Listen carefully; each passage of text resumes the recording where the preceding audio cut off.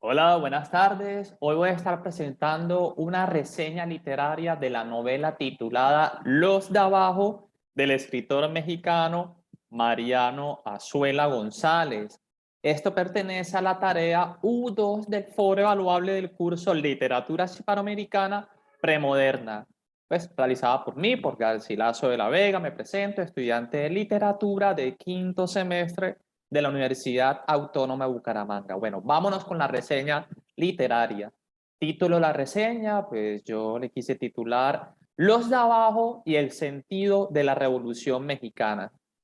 O sea, aquí tenemos una foto de Mariano Azuela y una imagen muy conocida de la Revolución Mexicana. Presentación de la obra, datos bibliográficos, título de la obra Los de Abajo, autor Mariano Azuela, género novela realista, una novela de la Revolución Mexicana específicamente, país de origen de la novela, México, fecha de edición, 1916, otros dicen que se publicó en el año 1915, pero bueno, yo lo que encontré es en el año 1916, número de páginas 67. El autor es Mariano Azuela, reconocido médico, novelista y escritor mexicano del estado de Jalisco, y falleció en la Ciudad de México el 1 de marzo de 1952. Muy reconocido en la literatura de la Revolución Mexicana, considerado incluso uno de los fundadores de este tipo de género literario que es la novela revolucionaria mexicana. También escribió relatos y bueno, todo acerca de este contexto social, político, económico de la revolución. A ver acá, punto de vista, quién narra o interpreta la novela y si hay un narrador o varios. En la novela, Los de Abajo, hay un narrador omnisciente en tercera persona. También incluso podemos identificar a un narrador observador que está observando la cotidianidad de los de abajo, los sucesos, lo que pasa, lo que piensa dentro de la lucha armada, que está narrada de forma realista, dramática y detallada ese proceso revolucionario que se va dando entre los personajes de los de abajo y los de arriba, que vienen representando por los federales. Este narrador lo sabe todo, conoce a los personajes, explica, aporta credibilidad, es la voz de los varios personajes, además del personaje principal, y puede identificarse tal vez como la voz del escritor. Este narrador es un narrador que en ocasiones conoce las acciones, pensamientos de lo que sucede a los personajes por esa voz del narrador. Ese diálogo de alguna manera nos ayuda a compartir, a identificar y comprender lo que sucede en la mente de los personajes. También podemos identificar de alguna manera que hay un tono pesimista y crítico del narrador en la revolución, en el contexto, en lo que se va a dar en la cotidianidad y en la realidad de los personajes y en la situación que va a pasar, esa confrontación y la guerra a la final interna, ese tono pesimista en la novela. Un resumen expositivo, algunos personajes, está pues Demetrio Macías, protagonista de la novela, Luis Cervantes, conocido o le decían inicialmente como el Curro, un estudiante de medicina y periodista que también se une a los revolucionarios, pero a la final su egoísmo, su cinismo, su corrupción, deja y abandona la corrupción y a la final se va para Estados Unidos y nos seguimos preguntando pues cuál es ese sentido o cuál es el significado de ser revolucionario. Alberto Solís, un intelectual que se desilusiona por la revolución, de alguna manera está pendiente a los errores, a las fallas de Demetrio Macías y también mira críticamente todo lo que sucede alrededor. Nos encontramos con otros personajes como Venancio, Pancracio, Camila, una mujer servicial y enamorada, La Pintada, una mujer guerrera, extravagante, celosa, que a la final asesina a Camila, La Codorniz, Pancracio, Anastasio Montañés, que a la final viene siendo, bueno, desde los inicios, cuando se conforma el equipo, es la mano derecha de Demetrio. Epifanio, el sargento federal viejo, Valderrama, general Natera, Agapita, que pues que es señora, que es la mamá de Camila y cree en el mal de ojo. Y en fin, vamos a encontrar distintos personajes de los de abajo y los de arriba, que son los generales, los sargentos. Y pues, vámonos para acá. El título de resumen es positivo, el título es significativo y sí, los de abajo nos quiere decir una metáfora doble y nos va indicando cuál es ese contexto social y político del siglo XX, un título que hace una referencia crítica y pesimista, que al final los de arriba se quedan arriba y los de abajo siempre están abajo, con o sin revolución.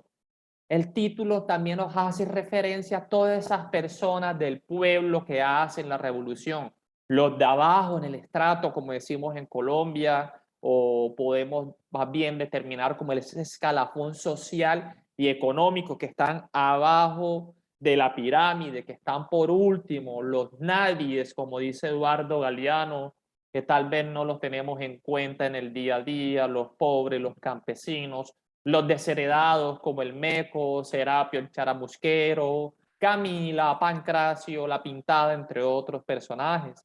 A la final todos ellos luchan porque han sido objeto de alguna injusticia de parte de los de arriba, de los caciques, y en esta novela simbolizados por la figura del don Mónico, los federales, los hacendados, los curros o la supuesta gente decente. Si recordamos bien, al inicio de la novela, los generales, los federales ingresan a la casa y quieren como violar a la esposa de uno de los personajes, es decir, del personaje principal, y siempre esa opresión contra el pueblo, contra los más pobres, contra los de abajo.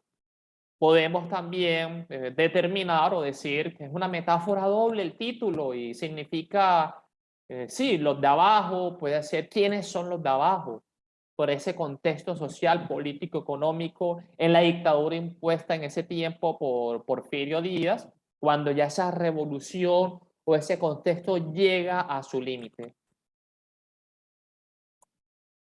Organización, cómo está organizada la obra está organizada en 3 partes por capítulos y ordenado lógicamente en la parte 1 son 21 capítulos, donde se encuentra como la introducción y la temática de la novela, ahí de poco a poco nos va indicando cómo Demetrio, pues principalmente o más bien al inicio, huye de su rancho debido a la persecución que sufre por parte de las tropas federales.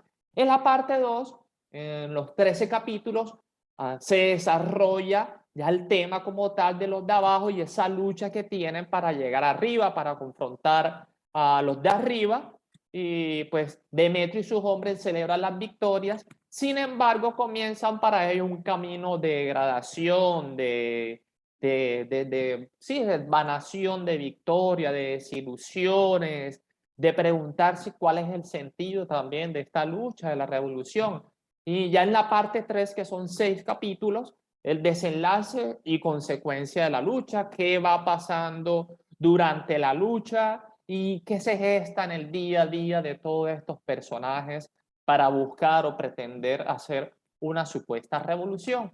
La narración es cronológica o retrospectiva. La narración es cronológica y episódica, pues se divide por partes, 3 partes, como mencioné anteriormente.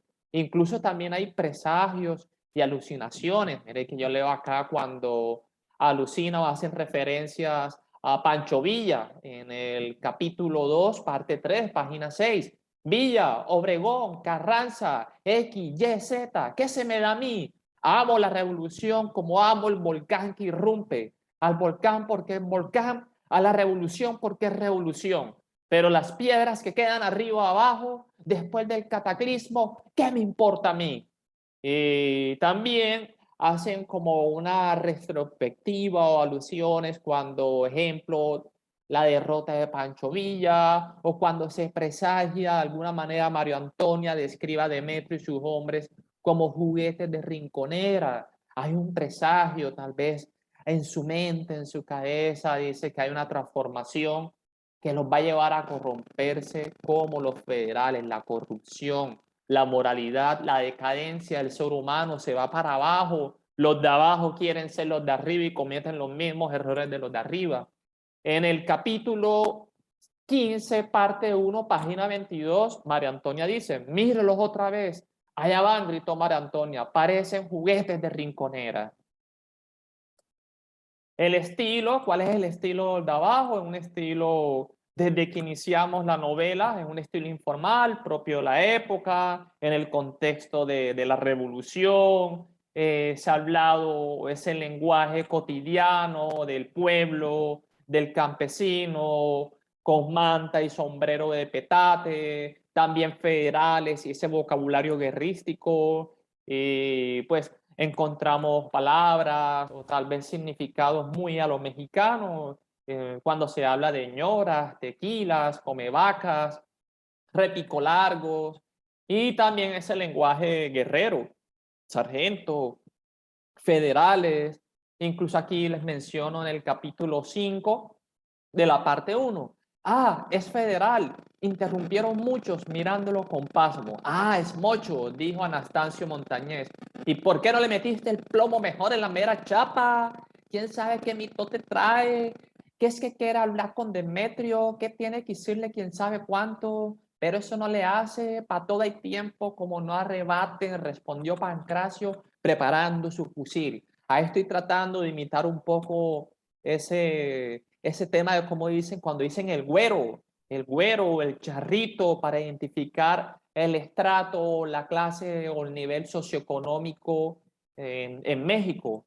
También cuando nos mencionan en el capítulo 8 de la parte 2, en la página 48, la verdad es que ya yo me pagué hasta de más mis sueldos atrasados, dijo la codorniz, mostrando relojes y anillos de oro que se había extraído de la casa cural. ¿A qué me refiero aquí? Los hechos reales y lógicos que el autor propone desde la revolución y preguntarse por cuál es ese real sentido de la lucha por los derechos de los de abajo.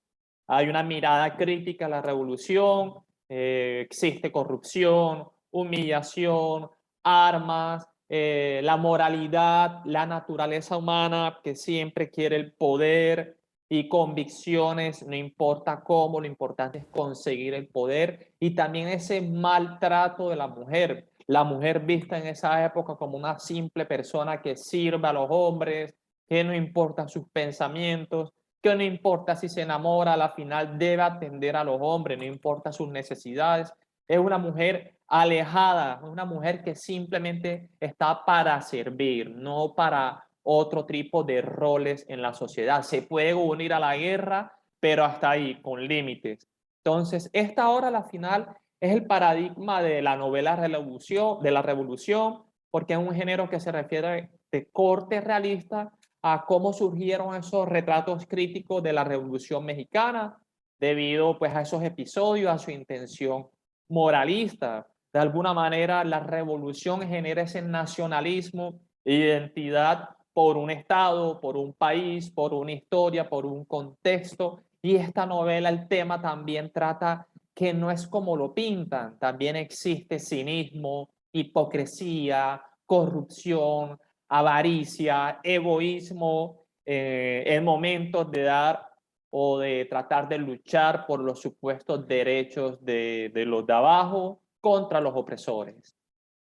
El final, ¿cómo nos sentimos con el final? Pues es un final que el lector se siente como abatido, abandonado y tal vez sin comprender el sentido de la lucha. Creo que los pisa, las huellas, las manos, nos pisa el corazón de decir, hey, las personas de los de abajo tienen sus necesidades, siempre están en un sistema corrupto donde la gente le tocan sus derechos humanos, la educación, la salud, siempre esa corrupción a la final, a los de abajo la que les toca más duro, por así decirlo. Pero cuando están arriba, la novela nos dice que a la final terminan siendo vencidos por los de arriba, los comienzan a separarse, comienzan a abandonar la revolución, los órdenes o los líderes siguen sin comprender cuáles son esos reales motivos de luchar y persistir. Muchos amigos han muerto, lo bueno y lo malo de una guerra. Finalmente terminan muriendo desde donde lucharon en el principio. Y bueno, a la final los de arriba se quedan los arriba y los de abajo siempre están abajo con o sin revolución. Así se siente el lector, puede ser de una manera emocionante, una manera de sentir que el prójimo no son, o son los que están en el mismo nivel socioeconómico que uno, sino los que están abajo también luchando por sus derechos, por sus ideales. Pero como dice Eduardo Galeano, ojalá podamos ser desobedientes cada vez que recibimos órdenes que humillan nuestra conciencia o no violan nuestro sentido común. Sí, de alguna manera luchar por nuestros ideales, si están maltratando tus derechos, alzar la voz por los nadies que no salen en los noticieros, los nadies que no salen en los medios de comunicación, los nadies que se ganan la vida de alguna forma para poder subsistir en un mundo cada vez más caro, más opresor, más costoso. Los de abajo, un comentario crítico, pues a mí me pareció una novela muy necesaria para tocar la fibra de las personas que tal vez estamos mirando así y no mirando también a las personas que hay abajo, que tienen sufrimiento, que tienen pensamientos, que viven el día a día, un sistema corrupto, un sistema opresivo. La revolución, en mi opinión, es necesaria para transformar una sociedad. Esta novela pone una mirada a los de abajo para reivindicar y protestar ante un sistema opresor. Sin embargo, acá comparto la imagen de Maquiavelo, donde él dice, el hombre es malo y perverso por naturaleza, a menos que precise ser bueno. Y Josué nos comparte, el hombre es bueno por naturaleza, es la sociedad que lo corrompe. ¿Quién tiene la razón? Yo me pongo de acuerdo con Maquiavelo y creo que el hombre es malo por la naturaleza.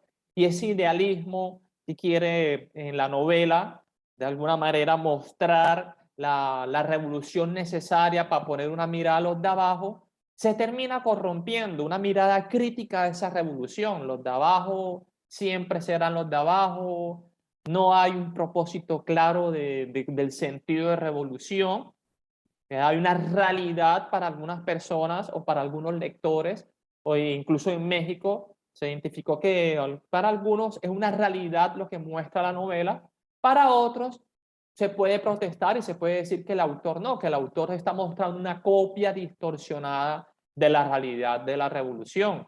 En mi opinión, creo que es cierto, hay una realidad en la novela y es que sí se debe protestar, sí se debe darle una voz a los sufrimientos, los pensamientos y mostrar la realidad de la gente pobre en un conflicto armado, pero a su vez también hay un idealismo que se corrompe, las ansias, la sed de poder, a la final deja ciego, deja en evidencia la corrupción y ese contexto donde las personas simplemente quieren llegar al poder y no mirar a los de abajo. Hay un trasfondo social y político donde se quiere rescatar la memoria de los de abajo. Ese lenguaje cotidiano también puede ser un poco extraño, puede ser un poco difícil de comprender si no somos mexicanos y a veces toca estar buscando el significado de algunas palabras, de algunas frases, de lo que encontramos en la novela, pero sabemos que habla más bien como del existencialismo, esa filosofía de vida, de la moral también que existe cuando quieres luchar por los ideales de los oprimidos. Conclusiones, aquí les comparto el Salvador Allende cuando dice ser joven, no ser revolucionario, es una contradicción hasta biológica. A la final las conclusiones me parece una novela que nos deja varios mensajes, uno de los mensajes es la decadencia, la condición humana, estás luchando por algo y cuando tratas de llegar a la cima, empiezas a robar, empiezas a ser vándalos, empiezas a estar en contra de lo que supuestamente estabas luchando y empiezas a oprimir al pueblo Y así pasa en el contexto en Colombia y en muchos países, en Latinoamérica, en Sudamérica. Se lucha contra unos ideales, se lucha contra un supuesto sistema opresor y corrupto, pero cuando llegan arriba, hacen lo mismo que hacían sus pasados corruptos. Y ahora mismo que estamos en este contexto político de elecciones, también se ve cuando hay elecciones, hay más guerra, hay más violencia, hay más fake news, hay más noticias falsas, hay más ataques personales, hay personas que pelean incluso por pensar distinto y cuando están arriba en el poder hacen los mismos errores de los presidentes o los alcaldes de los gobernadores anteriores, corrupción, persiguiendo políticos, haciendo chuzadas, robando los recursos del Estado, los recursos públicos, robando los recursos de la salud, haciendo contratación ilegal, financiado por narcotraficantes. Es una mirada crítica. Entonces, conclusión de la novela, decadencia de la condición humana, la moralidad, luchar en contra algo y no por algún sentido. Tal vez luchan por luchar, sin embargo, no tienen un sentido real de lo que quieren, de lo que desean, del bienestar del pueblo en general y permanente y constante. Es una mirada crítica a la revolución porque se revela los crímenes cometidos por los insurgentes y tal vez ese nacionalismo que se construye, ese idealismo que se construye en la Revolución Mexicana. Esta obra es una voz crítica que no es como la pintaban, que tal vez esa revolución no fue perfecta, no solo fue simplemente luchar contra los derechos, luchar contra la corrupción o el sistema de opresión, sino que también hubo corrupción y falta de moral, falta de convicciones, errores y crímenes y traiciones y errores dentro de este proceso revolucionario.